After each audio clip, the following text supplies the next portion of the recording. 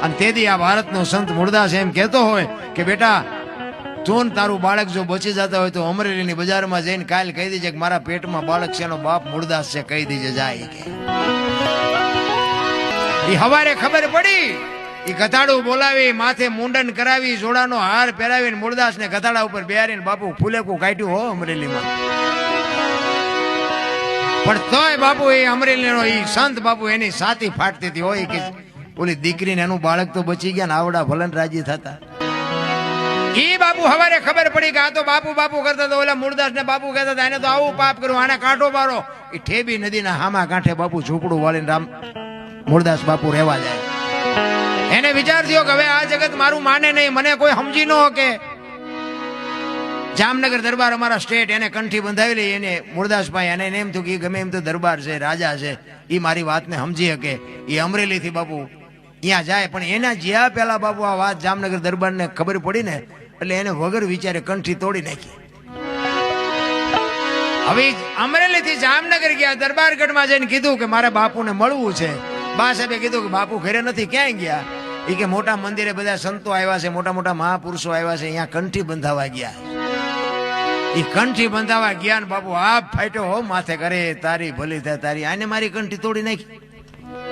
પડી કે કાંઈ વાંધો નહીં મારે મળ્યા સિવાય જવું નથી એ દરબારગઢ થી મોટા મંદિરે જાય એમાં રસ્તામાં એક પ્રસંગ બન્યો મરેલી બિલાડી પડી હતી બચડા ટળવળતા હતા અને અહીંયા બાપુ પહોંચ્યા ને ઉભા રહ્યા અને એને વિચાર કરીને મરેલી બિલાડીને જોડીમાં નાખીને બાપુ આ બધા બેઠા ત્યાં આવ્યા એ મૂળદાસ ત્યાં જાય અને પૂછે છે સંતો કે કા મૂળદાસ શું કામ આવ્યો શું કામ છે કે બાપુ મારે બીજું કાંઈ કામ નથી હું તો અહીંથી નીકળ્યો હતો પણ મને એક રસ્તામાં એક મરેલી બિલાડી પડી હતી મેં એવું સાંભળ્યું તો કાંઈ બધા મોટા મોટા સંતો આવ્યા છે બિલાડીને બેઠી કરે તો બચડા દૂધ ભેળા થાય એ હાટું આવ્યો બીજું કાંઈ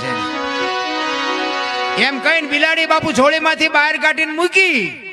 અને આખો ડાયરો મીડો દાંત કાઢવા એ કે મૂળદાસ મરેલા કોઈ દી જીવતા ન થાય એ કે બાપુ મરેલા જીવતા ન થાય તો આખી દુનિયા પાસે નકરી આરતી ઉતરાવી છે મૂળદાસ કે તમારથી ન થાય તો લાવો કમડળ મારી પાસે હાથમાં કમડળ લઈ પાણીની અંજળી ભરી હાથમાં અંજળી લઈને કહે છે હે દીનબંધુ દયાળુ હે પરમ કૃપાળુ પરમેશ્વર મેં તન મન ધનથી તારું ભજન કર્યું હોય કોકના પાપ જો મારી માથે લીધા હોય ને હાથે પાતાળમાં જો ડાઘ હોય ને તો બેઠી ન કરતો અને જો બિલાડી ન બેઠી કરીને મારા ખોળિયામાં જીવ રહેવા દઉં તો મૂળદાસ નહીં